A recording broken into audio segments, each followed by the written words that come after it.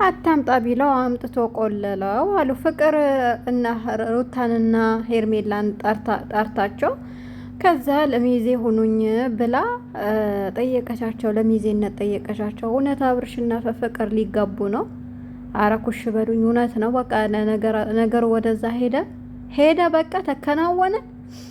ጉድ እኮ ነው። እኔ እንኳን እስከሚጋቡ ድረስ እስከሚወልዱ ድረስ ያው ቢወልዱ ራሱ እኔ አብርሽን አላምነውም። በአንድ ሴት 4 5 ቢወልድ ራሱ እኔ አላምነውም። ሀቂቃ ማለት ነው። እና ምን እየተካሄደ ነው? አሰላሙ አለይኩም ወራህመቱላሂ ወበረካቱ። ውድና የተከበራችሁ የተወደዳችሁ ውድ የቻናሌ ቤተሰቦች እንዴት አመሻችሁ? እንዴት ናችሁ? ደህና ናችሁ? አይ ሰላም ናችሁ? እኔ ጋር ሁሉ ሰላም፣ ሁሉ መልካም ነው። እናንተም ጋር ሰላም እንደሚሆን ሙሉ ተስፋ አለኝ። ባላችሁበት ሰላማችሁ ብዝት ይበልልኝ እያልኩኝ እንደተለመደው በአዲስ ቪዲዮ መጣሁኝ። ወዳችሁ ፈቅዳችሁም ለምታበረታቱኝ ደግሞ እጅግ አድርጌ ያመሰግናለሁ። አሁንም ለቤቴ አዲስ የሆናችሁ ሰብስክራይብ ማድረጋችሁን አትርሱ። የደውል ምልክቱን ተጫኑት። ሰብስክራይብም ላይክም ለምታደርጉልኝ እጅግ አድርጌ ከልብ ነው ማመሰግናችሁ። እና ሩታ ቤት ቪዲዮ ተለቋል። የተጠራችው ሩታ ናት። የተለቀቀው በሩታ ቤት ነው።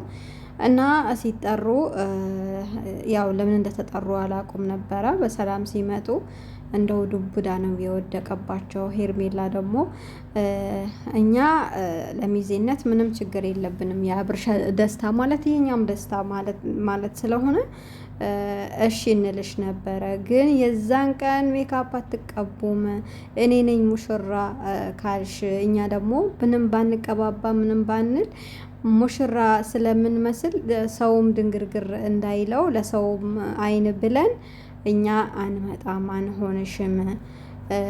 የዛኔ እኛንን ሙሽራ የምንመስለው አንቺ አታምሪም ማለት ነው። በሌላ እንትን ማለት ቅኔው ካልገባችሁ እንደዛ ነው ያለቻቸው። ያው ምላስ ሌላ ሰው ስለሌለ ምናምን ስትል ደግሞ በዚህ ምላሽ ወስሽማ የተኛዋ ሴት ናት አንቺን የምትቀርበው አንቺ ጓደኛ የምትሆነው ብላ ሩታ ደግሞ ጦር የሚያክል መልስ ሰጠቻት ማለት ነው። አቤት ቅኔ ደግሞ ቪዲዮ ግማሽ በግማሽ እኮ ቅኔ ነው። እንዴት ከየት ነው የምታመጡት? እንደዚህ አንዷ አንድ ስትል አንዷ አንድ ነገር ትወረውራለች። ጦር ሜዳ አዘጋጅተንላችሁ እንደው ቢዋጣላችሁ እኮ ጥሩ ነበር። እኔ እንደዛ እኮ ነው። እንደዚህ በምላስ ምናምን ነገር የሚተራረብ ሰው አልወድም። እና በቃ ተጣልታችሁ ተደባድባችሁ ምን ብላችሁ ደማችሁ ምናምን ፈሶ ምናምን ሲሆን ለእናንተ ራሱ ቁርጥ ይሆንላችኋል። ስትሸነፉም ስታሸነፉም መሸነፍም ማሸነፍም ስላለ ያው ለምንድን ነው አብዛኛው ጊዜ ከወንዶች የምትሆኘው ከሴቶች ለምንድን ነው የማትሆኘው? ፍቅር እውነትም እኔም አስባለኝ እኮ የሆነ ሰው ችግር ከሌለበት እርግጠኛ ነኝ ቢያንስ 2 ሴት ጓደኛ ይኖረዋል። አንቺ ጓደኞች ስለሌሉኝ መጀመሪያ እነሱ ሳይመጡ ራሱ ተጨነቂበት የነበረ ጉዳይ ነው። ለአብርሽም እያልሽው ነበረ።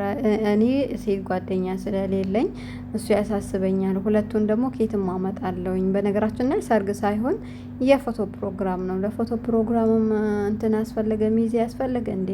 ለሱም ሚዜ ያስፈልጋል። ለማንኛውም በቃ እኛ እንመጣለን። እኛ ሚዜ አድርጊ። አንቺም እየተናገርሽም ከአቅሜ በላይ እንትን ናችሁ፣ የኔ ታላቆቼ ናችሁ፣ እንደዚህ የናችሁ እያልሻቸው ቢመጡ ሚዜ ቢሆኑ ምን እንደምታደርጊያቸው መገመት አያቅተንም። ስለዚህ ሩታ ያቺ እንኳን ውሽሚት ተዋት። እሷም እንደዚሁ መታ ተለጣጥፋ ነው የአብርሽና የሩታን ትዳር የሚያፈረሰችው። አብርሽም በቃ ውጭ ያሰበው ከዛ ጊዜ ጀምሮ ነው እና እሷንም አልወዳትም ፍቅር።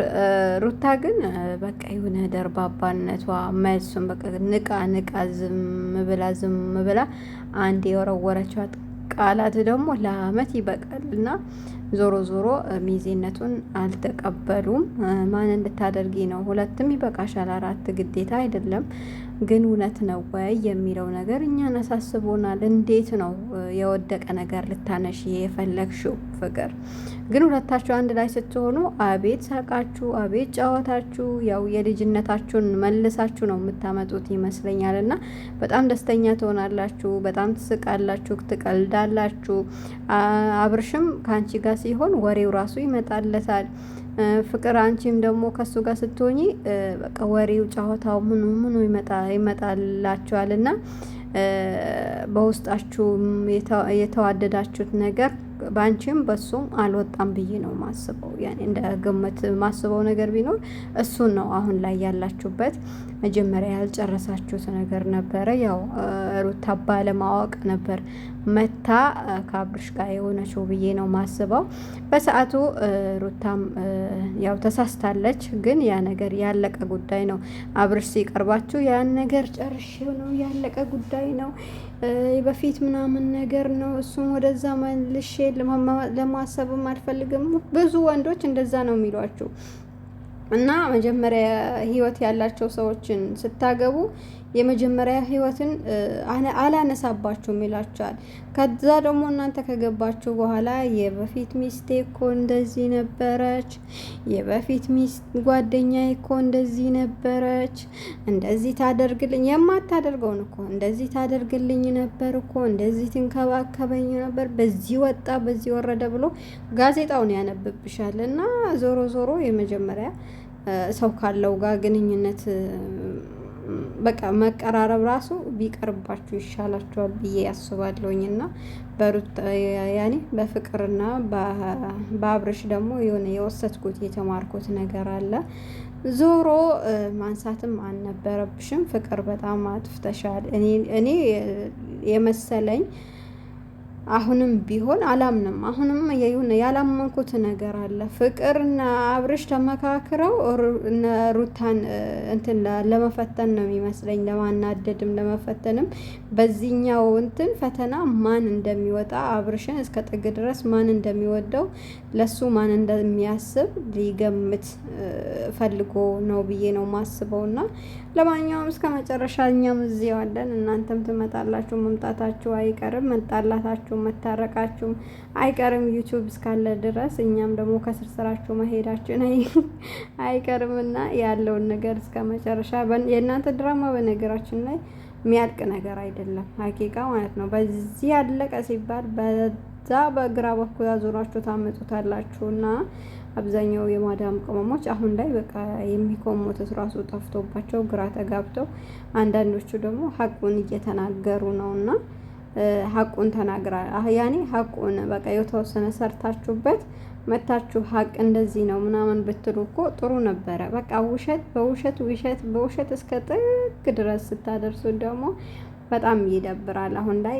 ብዙ ኦዲየንሶች እየደበራቸው ነው። እናንተ ብዙ መስዋዕት ከፍለዋል። በተለይ ለና አብርሽና ሩታ አንድ ላይ ለመሆን ብዙ ነገር እናድርገዋል እና ይሄንንም ነገር አትርሱ። ለኦዲየንሳችሁ ክብር ይኖራችሁ። አንድ ነገር ስትሰሩ እስከ መጨረሻ ሄዳችሁ ከዛ እንደዛ ተግማምታችሁ መልሳችሁ ስትመጡ መንገዱ እንዳይጠፋባችሁ አሁኑን ራሱ ብትቋጮት በጊዜው ጥሩ ነው ብዬ ያስባለሁ። እንደ ምክር እንደ ሶሻል ሚዲያ ተጠቃሚ ሰው ነኝ እየመከርኳችሁ ያለሁት። የማዳም ቅመሞች በዚህ ሙቀት እኮ እኛ እንኳን ዩቲዩብ እየሰራን መስራት አቅቶናል። ሙቀቱ ከብዶናል። እናንተ ምን አስጨነቃችሁ? በራሳችሁ ህይወት ቢዚ ሁኑ። በራሳችሁ በቃ ራሳችሁን ጠብቁ። ምን በሉ ለማየት እነሱን ለማበረታታት ከሆነ ስልካችሁን ከፍታችሁ ተውት። እነሱ እንደዚህ ያሉ እንደዛ ሆኖ ምናምን ብላችሁ ሊያስጨናንቃችሁ አይገባም። ሰውን ስትወዱት የሆነ ነገሩን አይታችሁት ቀርባችሁ ታይታችሁ ከሆነ ነው እንጂ ሶሻል ሚዲያ ላይ ያለ ሰው ሶሻል ሚዲያ ሌላ ነው፣ በውስጥ ደግሞ ሌላ ነው። ታመሽ እኮ ይሄን ነገር አድርጌላችሁ ነበረ፣ ሌላ ቢቀር ድምጽ ሆኑኝ፣ ሰው አጠገቡ አድርሱኝ ብትያቸው፣ በተለይ ዩቲዩበሮች ዞር ብለው አያዩሽም። ቲክቶከሮች ለራሳቸው እኛ የማዳም ቅመሞች ፎሎ አድርገን አሳድገናቸው ራሱ ገንዘብ ነው የሚጠይቋችሁ። ዞር ብለው ራሱ አያዩአችሁም። እና ታዋቂ ለታዋቂ ነው የሚሆነው። እና እናንተ ደግሞ ፈጣሪያችሁም ዘንድ ለመታወቅ ሞክሩ፣ ራሳችሁንም ጠብቁ። በሆነ ባልሆነ ነገር ደግሞ ጊዜያችሁን ቢዚ አታድርጉ፣ አትናደዱ። የነሱ ያው ለስራ ነው፣ ስራ እንደ ስራ አድርገው ስለሚይዙት የፈለገ ነገር ቢሰሩ አምኖ የተቀበላቸው ይቀበላቸዋል፣ አምኖ ያልተቀበላቸው ደግሞ እነሱ ምንም ችግር የለባቸውም። የታየው አክል ይታይላቸዋል ማለት ነው። እኔ የምታሳዝኑኝ የማዳም ቤት ያላችሁ ናችሁ። እና አሁን በቃ ነጭ ነጩ ድራማ ነው የሚመስለው ሀቂቃ ማለት ነው። ያም ይመጣል፣ ያቺም ትሄዳለች፣ ያቺም ትመጣለች እና በጣም ከባድ ነው።